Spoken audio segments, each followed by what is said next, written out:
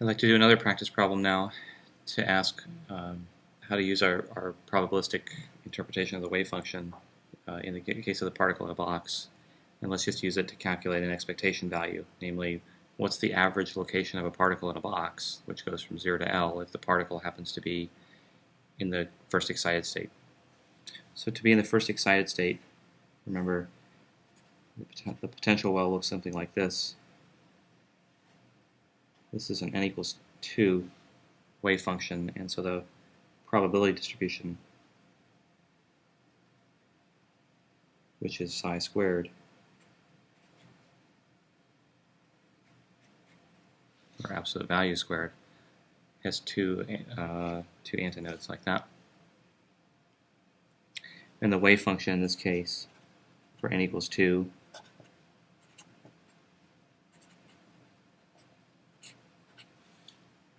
is this. There's an amplitude a. Remember, a is the square root of 2 over L. And k2, the case where n equals 2, is 2 pi x over L. So if I want to ask what is this expectation value, the average value of x, I need to integrate x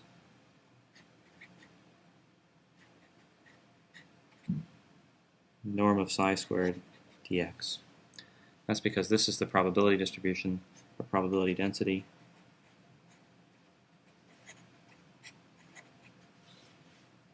dp dx, and we're weighting this function x by that probability density. So if we do this out, I have an a squared which comes out here.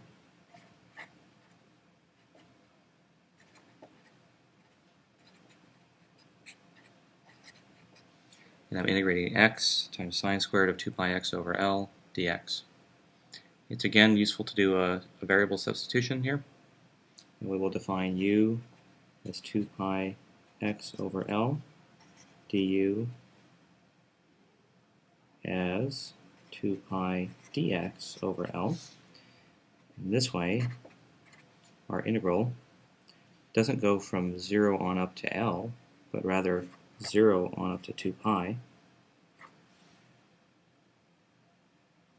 And this would become u, and this would be sine squared u du. However, I have two factors of u here instead of x. So I have an L over 2 pi squared.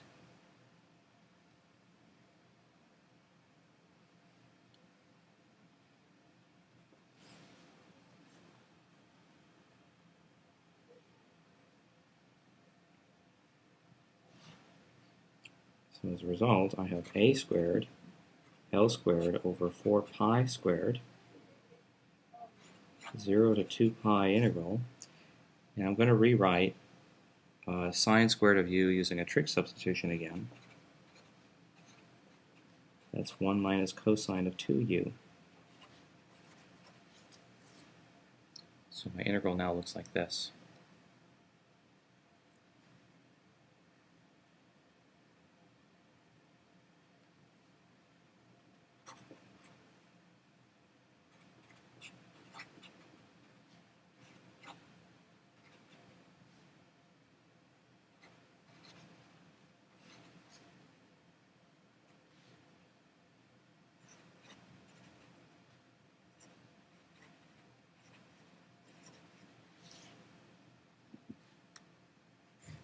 So I have a difference of two integrals because I had a difference inside the square brackets there.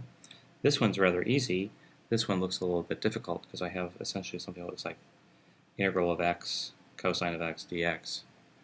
I will have to do a variable substitution here as well. I'll say that y equals 2u and dy is 2du.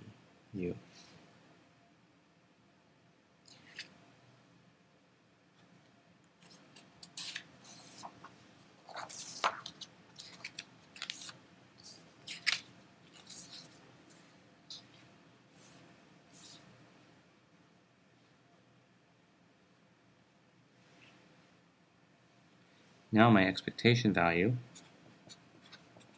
looks something like this. It's a squared L squared over 8 pi squared.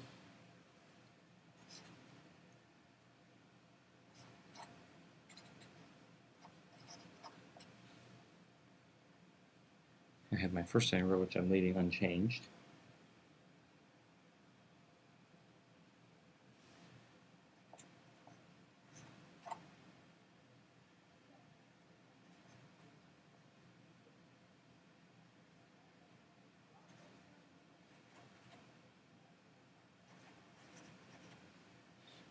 In the second integral, which instead of being u cosine 2u du, integrated from 0 to 2 pi, is instead a quarter y times cosine of y times dy.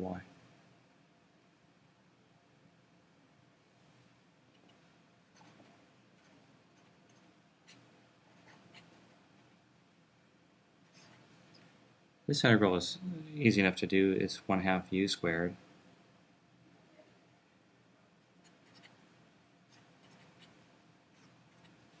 So it's going to look like that. And the second integral is a little bit easier. If I think of the following, I'm going to do integration by parts. So I'm going to define a is y, db is cosine of y, dy, in which case dA equals dy, and b is sine of y. So if you remember, integration by parts, when I have something I don't know quite how to deal with here, I can make that y thing go away by saying that this is y sine of y evaluated from 0 to 4 pi.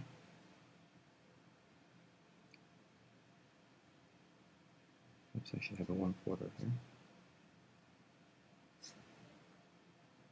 Minus the integral from 0 to 4 pi of, instead of doing a db, I'm going to do b dA. So this will be sine y dy. And this expression inside the parentheses is the same as that integral right there. That's integration by parts. Well, right away I can see that this whole thing inside the parentheses is 0. If I evaluate sine of y at 4 pi, it's 0. If I evaluate at 0, it's 0. That term is 0.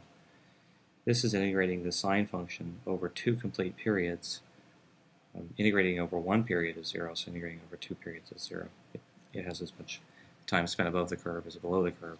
So actually this term right here is the only non-zero part. I'm going to substitute in for what a squared is. That's 2 over L. I have an L squared over 8 pi squared. I have a 2 pi squared here, and I have a 2 down there. So let's see. I have these cancel. Oops. That's a 4 pi squared. I squared this, and I get 4 pi squared. One of these L's, this L cancels one of these L's. This 4 pi squared cancels all but 2 of that. So I get an expectation value is L over 2. And that's good because this wave function looks something like this. Well, the norm squared of it does. For n equals 2,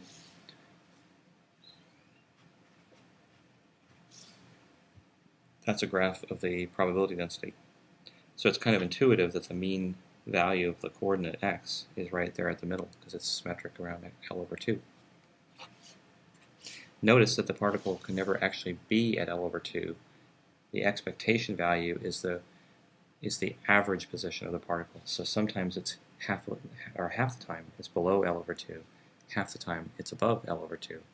The average is L over 2, although the particle probability density goes to 0 at L over 2. And that's one of the natures of quantum mechanics. If I had 10,000 such particles and asked, where is the particle? By going and measuring x for each one of them, I might get all kinds of different values. I might get L over 4 or L over 3, 8 ninths L, all kinds of different values, and I could histogram my results. And what I would find is a variety of experiments turning out a histogram that looks like so. I shouldn't find any counts exactly at L over 2, but the average of my data should come out to be L over 2. And this curve, which represents the norm squared of psi, should predict for me the shape of that histogram of what looks like my outcome after 10,000 experiments.